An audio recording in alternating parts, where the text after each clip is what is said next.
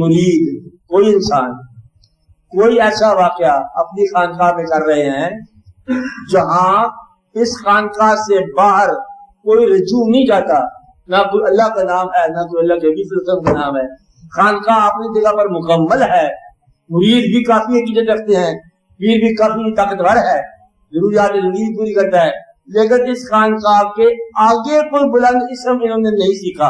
ये दोनों गुमराह। ये बात समझाइए आपको? यानी उसका काम यह है कि अपनी अकीदत देकर, उसने अकीदत देकर उसका रजू सीधा करते क्या असल बात का वो है कि हमसे मोहब्बत करते हो, अब हम जो हुक्म दे वो करो।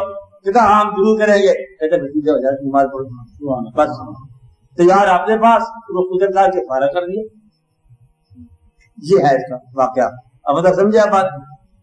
मकसद ये है कि कोई ऐसा, इसलिए मैं कहता हूँ कि गुरु नानक के साथ सिखों की अकीदत बहुत लाजवाब है।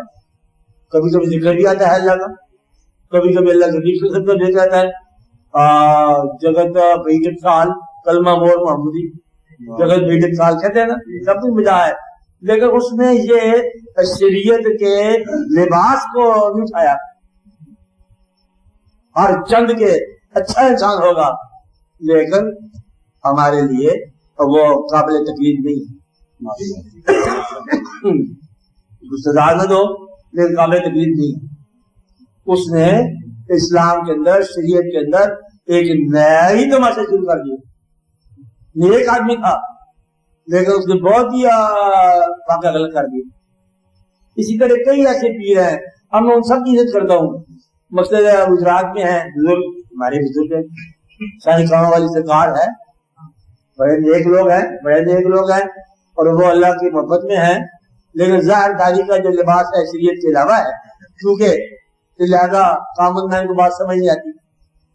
उसने कामन मैन को लगा दिया संगतों पे, अपने मेले पे अपनी तरफ लगा दिया, गुमराही से बचा लिया, उनके जिस्म की इन्वॉल्वमेंट से बचा लिया, बड़ी मोहब्बतें उनको दे दी, लेकिन सीधा रुख जो है ना वो नहीं किया। इसलिए हर चंद के वो सही है, लेकिन अब वो वहीं तक किया जा सकता था। अब तकलीद के काबिल जो है ना आइंदा जमाने में वो बात नहीं आएगी। इसलिए असल जो है ना रजू वो ये है कि इस्लाम और शरीयत के इजरा का नाम, और इसको जारी रखने होगा, और इसको जारी है ये, इसके अंदर आप कोई नई डेवलपमेंट ना करना, तो उसी से करते जाओ। एक बुजुर्ग में मिला, दरेज था, पीर था, बड़े बड़े लोगों का पीर था।